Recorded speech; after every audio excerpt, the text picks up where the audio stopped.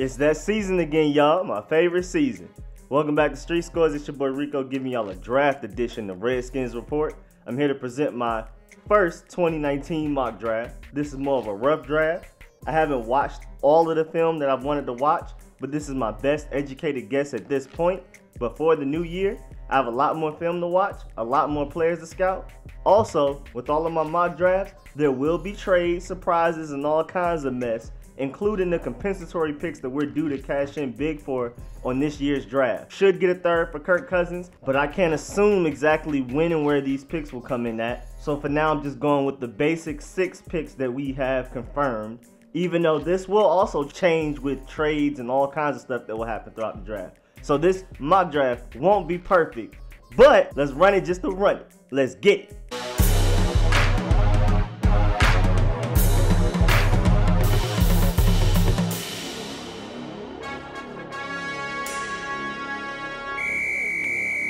As y'all can see here, for the first pick, I have Deonte Thompson, free safety. Then my second pick is wide receiver Metcalf. Then my third round pick is edge rusher Ximines. 5th round pick is wide receiver Emmanuel Hall. 6th round pick, guard Alex Bars. And 7th, Ximines, cornerback. And now let's dive into why I've chosen each of these picks for this specific round. Round 1, safety Deonte Thompson out of Alabama. Best safety in the class, period.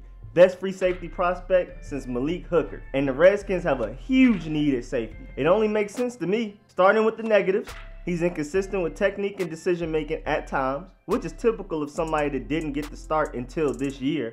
Ronnie Harrison and Minkah Fitzpatrick started over my boy last year, 2017. So it makes sense for my boy Deonte to make these mental mistakes at times. He has shown flashes of great mental processing and technique, but due to his lack of starting time until 2018 has led him to being inconsistent with certain things. But there is definitely enough film to show that he can display great technique and make quick and confident decisions in coverage and run support. Same with tackling. He is out of control with some tackles and moving too fast before launching at the ball carrier at times. And then at other times, he is a great open field tackler that doesn't hesitate and isn't afraid of contact. He wraps up very well and will sometimes lay big hits on ball carriers when applicable. Now his positives. He may be inconsistent with technique, decision making, and tackling, but when he does those well, he does them very well.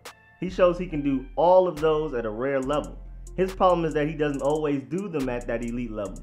But when it comes to evaluating college players, you have to look at traits. Certain things like consistency can be gained through coaching, experience, reps, and time. Moving on from that, what he is consistent with is his range and ability to run deep single safety as effective as anybody coming out of college in years. His athleticism and size are rare. He is 1 inch taller but 10 pounds lighter than Malik Hooker was coming out of college, and Deonte is projected to run a faster 40 time than Malik Hooker. Deonte had great closing speed and the burst to be able to break on routes in front of him before the ball gets there. He even has the hips, footwork, and acceleration to man cover, which is rare among safeties. I don't know how Alabama keeps finding these guys that can play both safety and outside corner. Usually people become safety because they can't man cover, and people often become corners because they don't have the range and speed to run free safety. But Deonte Thompson can do both and can do both very well. There isn't a lot of film of him in man coverage, but when he does it very well. He is a lurking no-fly zone deep safety full-time and a shutdown corner part-time. These traits make me want the Redskins to sprint to the podium and select Deonte on draft day if he's still available at the 15th pick. These traits also make me believe the Redskins will take a close look at him and select him. And then the last 2 reasons for why I wouldn't be surprised the Redskins will take him off the board are they don't want to miss out on another rare talent such as Derwin James. They passed up on Derwin James to select Daron Payne. Derwin James, of course, went on to show out in his rookie season, becoming one of the best safeties in the league in a very short time. And then the other reason is Deonte Thompson is an Alabama Crimson Tide, so it only makes sense that he would play well for the Washington Crimson Tide. Round 2, wide receiver Metcalf out of Ole Miss. Let's keep the number 14 trend going. DK probably won't make it to the 2nd round, but you never know. He is very raw. He didn't put up big time stats because of his more known fellow receiver teammate, AJ Brown. DK had 589 yards receiving in 2018 before his injury, while AJ Brown had 1,320. And AJ even had more yards than DK in the 7 games that they played together, with 650 compared to DK's 589. Also, DK has an injury history that includes a serious neck injury that was more serious than a neck sprain. So, even though he has some great positives that I'm about to dive into, it is hard for a team to spend a first round pick on somebody that wasn't very stat heavy, that is very raw, and also suffered a very serious neck injury. DK is also not as hyped up by the media, even though that doesn't matter much for draft stock when teams do their research and scouting. But now for the positives. Despite Ole Miss only telling their receivers to run like 1/4 of the route tree, which allowed defensive backs to predict what the receivers were gonna do, DK still showed the burst to separate. He has the hips and muscle twitch to burst away from defenders, just not the right technique yet. But that can be coached. DK is obviously big and a mismatch for any defensive back. He is slightly taller and heavier than Julio Jones currently is in his 8th season of the NFL. He is a big target that can run a 4.46 40 time. He knows how to box out defenders, and he is elite at high pointing a ball. He can eat contact as if the defender isn't there, but he is not a consistent catcher. He has a drop problem. He is great at contested catches, but will also drop an open catch in the same game. Very inconsistent hands. And he is not very good at securing the ball as he comes back down to the ground. He allows DBs to poke the ball out as he's landing. But he is very good at adjusting the overthrown and underthrown balls though. Inaccurate QBs will love a receiver like him once he can work on his hand consistency. And beyond his hands, he is also surprisingly fast. He has burst and great long stride speed, but he isn't the best at accelerating. His burst is immediate, but it takes him a while to reach his surprising top speed.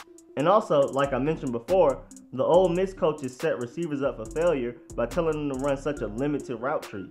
So DK doesn't have experience running the full route tree, but there is no evidence that he can't run the routes. He doesn't show any limitations for them, but it's also just amazing that DBs knew what limited routes he would run before he ran them, and he was still able to get open and average 21.9 yards per catch.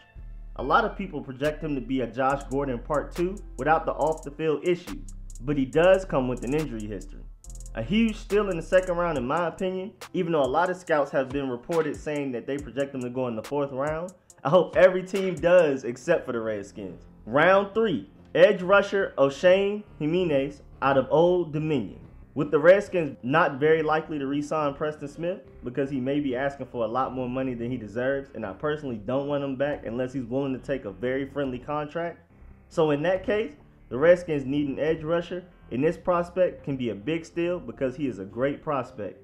But a lot of teams may sleep on him because he played for Old Dominion, who doesn't play against quality teams, which makes it hard to size him up and see how good he really is. But he definitely shows traits of a good edge rusher. Starting with the negatives again, he is not very athletic and doesn't have ideal size. He is small for a defensive end, but too slow to drop back in coverage effectively at 3-4 outside linebacker. But as far as the Redskins go, which current outside linebacker on our roster can drop back in coverage? O'Shane has decent athleticism and flashes some good athleticism at times, but it is not consistent.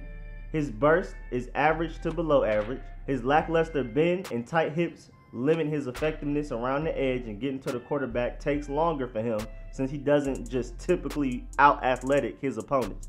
He has to beat them with technique and tenacity, and luckily for him, he has a lot of both, which takes me to his positives. Although O'Shane lacks difference-making athleticism and size, he makes up for it with technique, great hands, IQ, and effort. He has an advanced arsenal of moves to get past and rid of blockers. His hands are violent, and he has several moves he can use for different situations. He has a plan when he attacks blockers. You can tell he understands he won't just be able to overpower his blockers. He needs a plan, some violent hands, and some good counters. And his counters aren't just effective from the moves, it's the high motor and violence he puts into his counters that makes him effective. With how long and athletic NFL tackles are, O'Shane will be better off trying to attack them towards the inside. I am worried about how NFL tackle size and strength will swallow up O'Shane at the NFL level, but his arsenal of moves, high motor, plan of attack, and counter moves should allow him to be more successful than many scouts will think. He is also very good at processing what's going on very fast so that he doesn't waste any time or movements. He struggles at times to read play action situations, but he is very good and fast at reading the blocker in front of him so he can know how to attack him. His tackling effectiveness is limited by his limited athleticism, but he is still a good tackler because he plays very physical and doesn't give up. He plays very motivated, and he also has a knack for forcing fumbles. All of his positives come from hard work, experience, and technique. All of his negatives come from his lack of athleticism and size. He will be an instantly productive player day one, but he doesn't have much of a ceiling. What we get day one is pretty much what we will get from him throughout his career.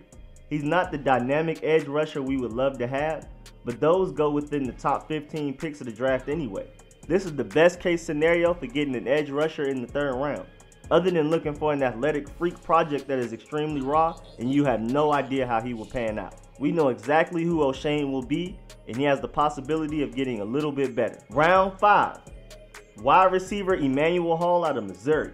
Another high ceiling. He is the same height as Julio, but 20 pounds lighter as of right now, and he runs a 40 time that is only 0.01 slower than Julio. His athleticism is insane, and with that size and speed, he has the potential to be a dangerous wide receiver. He even has some production behind him. He led all draft eligible receivers with at least 50 targets and yards per target with 14. That's a big time stat to lead in. He is a big play waiting to happen. It's amazing to watch a 6'3" receiver not only out-muscle small corners, but also outrun them. It just looks so funny on film. He was Missouri's go-to target for deep balls and big plays. He will continue to do the same in the NFL if he becomes a well-rounded receiver. Now I'm just going to read off my film notes on this one. No particular order, just going to let y'all know how it is about Emmanuel. Emmanuel has a small injury history, missed a few games both this year and last year due to injury. His presence and talents were surely missed by Drew Lock and the team. Next note, I would like for him to work his way back to underthrown balls better. The fact that passes are underthrown aren't his fault at all, but it would be great if he could learn to adjust to it and help make his quarterback look good. With his speed, quarterbacks will often underthrow him, so he might as well just pick up that skill to maximize his effectiveness. Also, he is good at turning his head around and locating the ball while it's in the air, while also keeping his stride going. He runs his routes hard, even when he obviously isn't going to be thrown towards, like on run plays where he pretends to run a route in order to get the defenders out the box. And he is definitely a good hard route runner. Even when he knows he's going to run a slant, he gives a very hard and believable fake to the outside.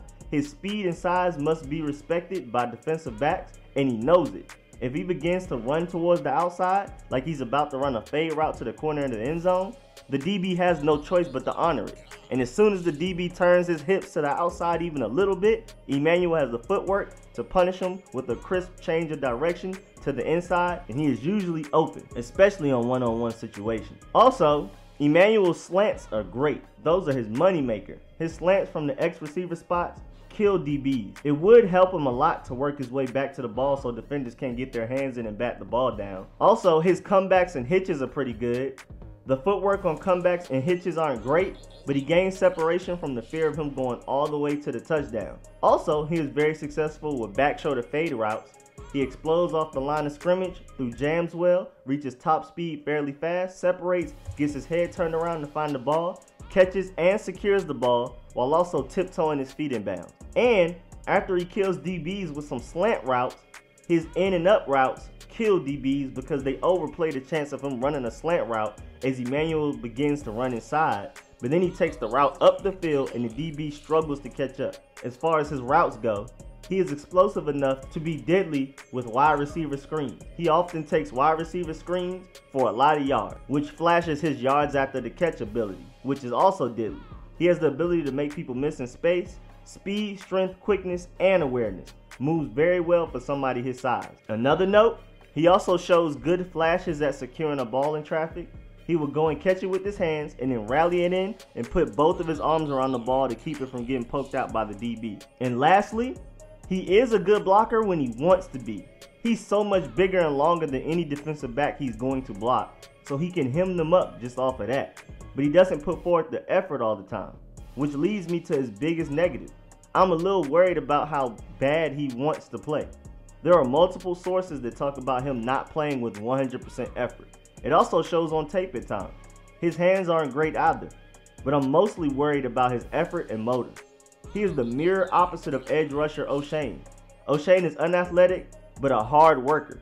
Emmanuel is very gifted, very naturally talented, but doesn't try as hard as you would want him to.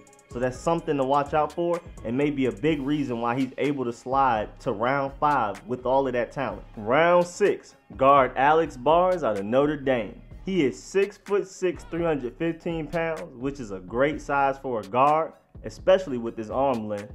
He played right guard and right tackle a lot before his major injury, with a little bit of left guard mixed in. Very versatile.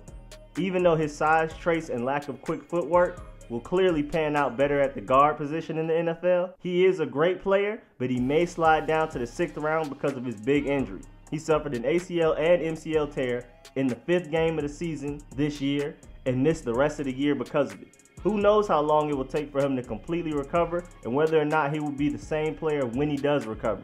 Assuming he will come back fully healthy, his weaknesses are squatty defensive tackles with great bursts. Alex's slow footwork put him at a disadvantage when trying to block quick, bursty, one-gap penetration type of defensive tackles. He also has trouble keeping his hands on defenders. He needs to improve his grip strength. He shows arm and leg strength with his ability to move defensive linemen out of the way for running lanes, sometimes even pancaking the defensive lineman in front of him. He is usually good with his initial blocks, but begins to struggle over time with counters and second efforts because he lacks the grip strength needed to hold defenders in place for an extended period of time. But even when he does lose grip, he is sometimes able to get his hands back onto defensive linemen to continue blocking them.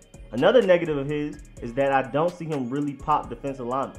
When he bursts off the line of scrimmage to engage defensive linemen, I don't see the defensive lineman pop back. There's no jolt of power on contact.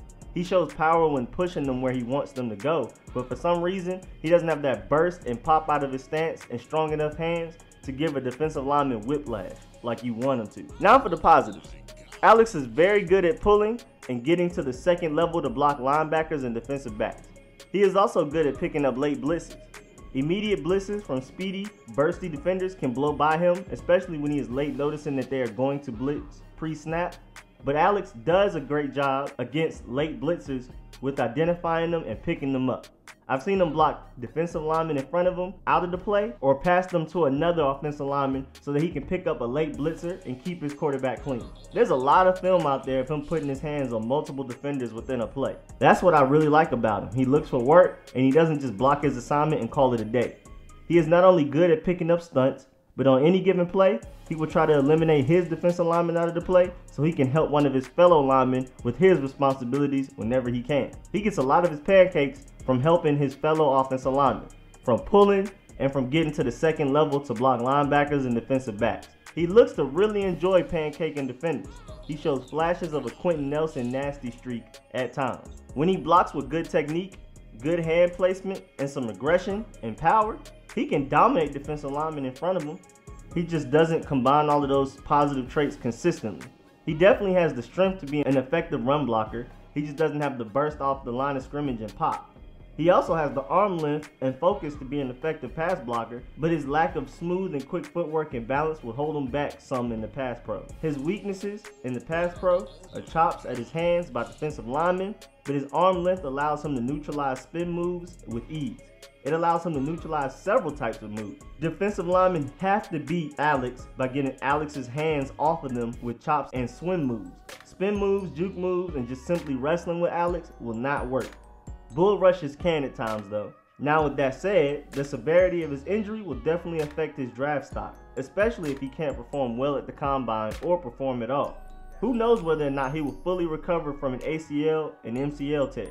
I am definitely willing to take the risk here in the 6th round to see if we can potentially get a starting left guard and finally put an end to this left guard search party. You never know. We drafted our starting center, Chase Roulier, in the 6th round in the 2017 draft. And if the ability you prioritize is availability, then he is our most effective offensive lineman. Alex Bars has the potential to be that, and I am definitely willing to take a flyer on him in the 6th round if he is there. And with the last pick of the draft, the Redskins select slot corner Ximines Basie out of Wake Forest, and I'm excited about this pick. I really hope the Redskins organization take a look at this kid because he is exactly what we've been missing since Kendall Fuller went to Kansas City. I'm gonna start with the negatives though. Typical of a talented corner that can slide this far down, Basie struggles with tackling. And it's not even just because he can't or doesn't know how. There are just many times on film, he tries to trip them up too often. He sometimes shows flashes of sound technical tackling, but it is not consistent enough for the NFL at all. This could definitely be improved though with some coaching. Plus, a lot of players try to avoid injuries in college so they can get that big paycheck once they get drafted, whether it be for themselves or to feed their families that may be struggling. A lot of corners look at tackling situations like, I could make this tackle right here and risk getting hurt and ruining my chances to feed my family, or I can just dive at the ball carrier's ankles and show that I at least tried.